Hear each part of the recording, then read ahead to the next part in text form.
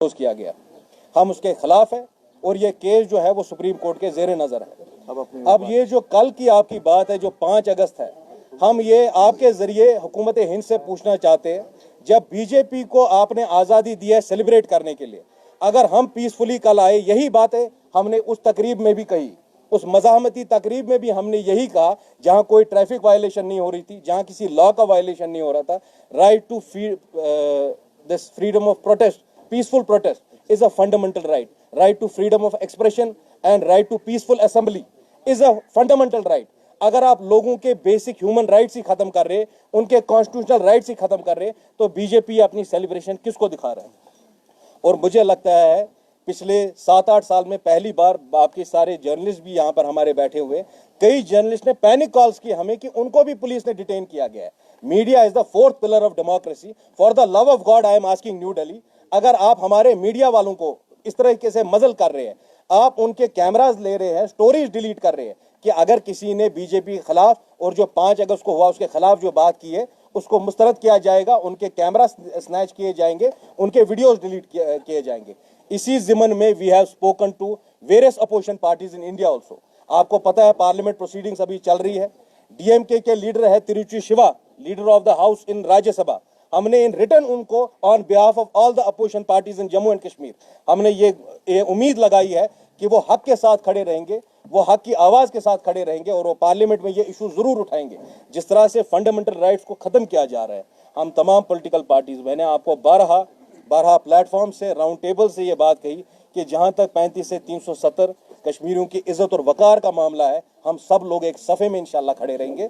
और यही बात मैं यहाँ से रिइटरेट करता हूँ स्टेज से, इंशाल्लाह इस जंग को हम आखिरी दम तक लड़ेंगे। जहाँ तक पार्लियामेंटेरियंस की बात है, हम उम्मीद करते कि जो कल के दिन हुआ है, जिस तरह प्रेस को हैरेस किया गया है, जिस तरह अनलॉफुली पॉलिटिकल लीडर्स को डिटेन किया गया है, जिस तरह जो मज़ाहमती जितनी भी तकरीबें थी उनकी फुटेज डिलीट की गई है, हम उम्मीद लगाते हैं कि हिंदुस्तान का जो अपोजिशन है, जो बाकिरदार जो मेंबर पार्लियामेंट है अपोजिशन पार्टीज के हिंदुस्तान में, वो ये आवाज़ पार्लियामेंट में ज़रूर उठाएंगे।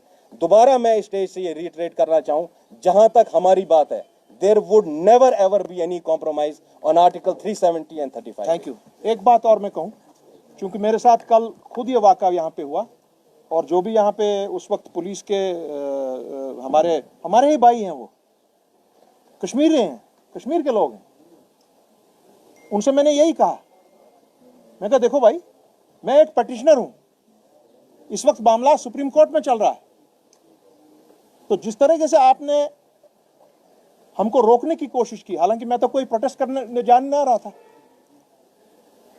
यहां पे ब्लैक फ्लैग चढ़ा रहे थे, मेरा हक है चढ़ाना ब्लैक फ्लैग।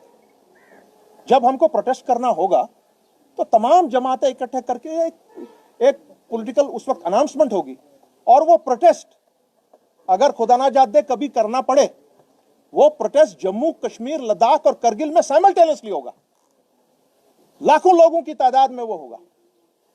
तो आप इस तरह से मत रोकिए, मेरा हक है।